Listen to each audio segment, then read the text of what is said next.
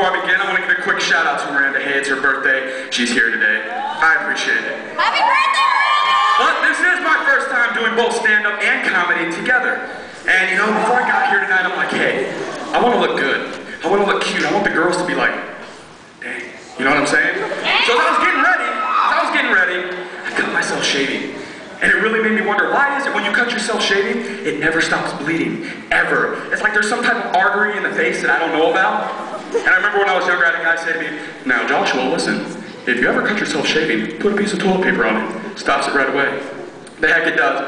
You go into my bathroom right now, it looks like little Japanese flags everywhere. But you know, I was on the phone with my great-grandparents the other day. I was on the phone with them, and it really made me realize how times have changed, you know, between our generation and theirs, you know. Movies, TV, video games, you know. And kids now, the younger kids, they're not going to get to have the games that our parents had, you know, like Pac-Man, Frogger, Donkey Kong. The future, like, you know, in the future now, our kids are going to be sitting there playing some future realistic fighting game. Your grandpa's going to walk in and go, well, you know, back in my day, we used to play this game where you were a yellow circle, and you chased dots, and you ate fruits, and you got chased by ghosts. Yeah, that's great, Grandpa. And there was another game where you were getting chased by a monkey who threw barrels, and you had to jump, or you'd get hurt. Yeah, you know, I think I gotta go, Grandpa. But you didn't even let me tell you about the one where you're the frog trying to cross the street. But, you know, another thing about my great-grandma that I love is that she's getting to that age where she's like physically weak, you know, and I love that because so am I. So when I hang out with her, I always feel so strong. And you guys should do it too. Forget the gym memberships. Hang out with old people. Because, you know, when I'm around her, I remember one time she was like, Joshua, would you please grab that gallon of milk for me, Josh? That gallon of milk right there. I went, what, Grandma? This gallon right here? Joshua! My gosh, you are the strongest boy alive! I went, hey, Grandma, you look a little tired. How about you sit on this stool right here? Joshua! You should be out fighting crime! I love my great-grandma. But, you know, I was thinking a lot about the past today. I was thinking, and that kind of hurt because it's not usual for me.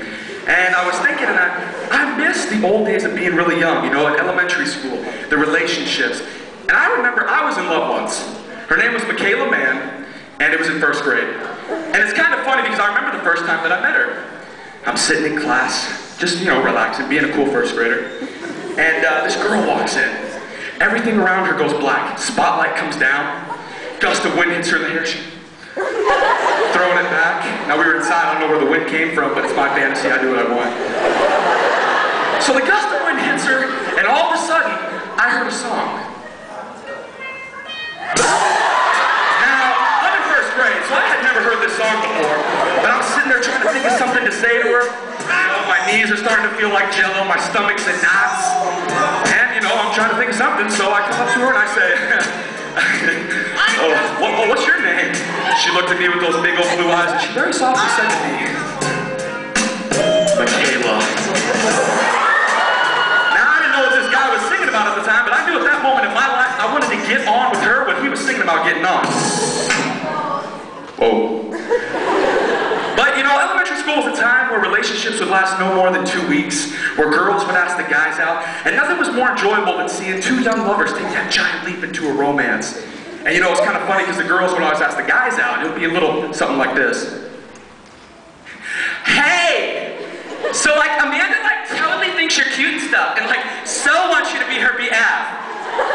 And you know, the Amanda girl's like 2 feet away going, oh my gosh, no! Shut up, Rebecca! Stop it! So you know what? You're in 7th grade, you know what you want. I mean, you're a guy, you gotta be clear on your friends. So you're sitting there with your friends, you're like, curls. You hear this? You hear this? Yes, I'll go out with you.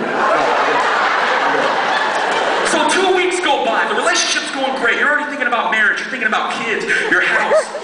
And then something happens. Those group of girls come up to you again. Now ladies, I don't know what it is. Why is it when a guy and a girl breaks up, the girl's friends all hate him? They hate him for no reason. Because this time they come up to him with an attitude. They're mad. They go, hey. So like Amanda like totally doesn't like you. And like so doesn't want you to be her BF. So yeah, it's over. And again, you're a 7th grader, you gotta be cool, you gotta be calm. You're sitting there, you go, yeah, no, it's cool. No, it's allergies, it's allergies. So the rest of the day, you're crushed, you're in denial, you don't believe it. So you take off running home as the school bell rings, you kick open your door, you're like, poof, you run in there, you get on MySpace, you go to her page, you check her page, you go down to where it says status, and there's the word you've been dreading all day, single. Now, whatever MySpace tells you is true, we all know that, but who in here has MySpace? Great, the 3 of you, all right. I like Space Mine, but there's one thing I don't like. That's the pictures. You know, the angles, all that stuff. You know, oh my gosh, MySpace. Ooh, yeah. You know, the pictures got me in trouble one time.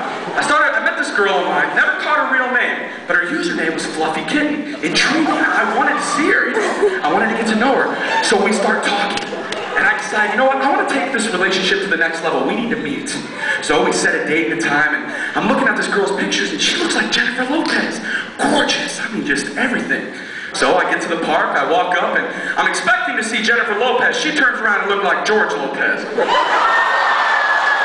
Had to be at least 40 years old. So we're walking through the park, and I can hear people saying to the side, my gosh, Johnson, I do believe that young man is walking with Mr. George Lopez. And then all of a sudden, she starts talking. She's like, oh my goodness, darling, you look so gorgeous. You know, my ex-husband, Kyle, he was a Yankees fan. Me, I'm more of a Sox gal myself. And, you know, I'm sitting there and I'm listening to her, and all I could think of was, you were married? And that just didn't click with me. But, you know, who in here has seen the Verizon Wireless commercial? You know, can you hear me now? Good. Hey, yeah, can you hear me now? Awesome. Who's on the other line? That guy's probably sitting there going, yeah, bro, I can hear you. You call me every 2 minutes and you ask me if I can hear you. I can hear you. But cell phones, there's a lot of things I can say about cell phones. My mom is what you call a cell phone yeller. Some of you guys, your moms might be that too. You know, where they answer the phone and they think all of Mother Nature wants to hear what they have to say. I'll be hanging out with my friends, I'm sitting there, I get a phone call. Oh, a phone call, it's my mom. Hello? Sounds like I'm getting a call from Vietnam. Hello, Josh!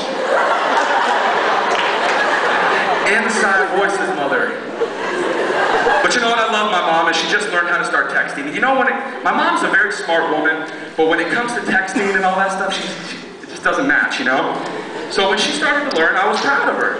And then all of a sudden, I got mad the day she got it, because I get a text message, I'm sitting there. Text message. Mom, no, you know, no one says sup anymore. Like, no one, you don't write that to a teenager. You just don't say that. But you know, the T9 texting, it's a hard thing to do. T9 word, you know, that's where the phone guesses what you're trying to say. And you know, it's a good thing, but sometimes it's a bad thing. You know, someone can be like, hey, catch you later. The person gets the message, it says, go die.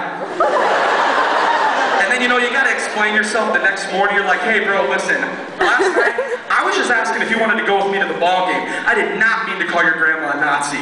Total accident. Total accident. But you know, the last thing I have to say about cell phones is the voicemail. I love the voicemail. You know, the one where you insert your name, you sound more like a robot than the actual robot. Your call has been forwarded to an automatic voice message system. Josh Solis is unavailable to take your call right now. Is that really how I sound? You know, I'm like, hi, yes, I'd like to make a reservation for 5, name Josh Solis. Thank you guys, you've been awesome. Thank you.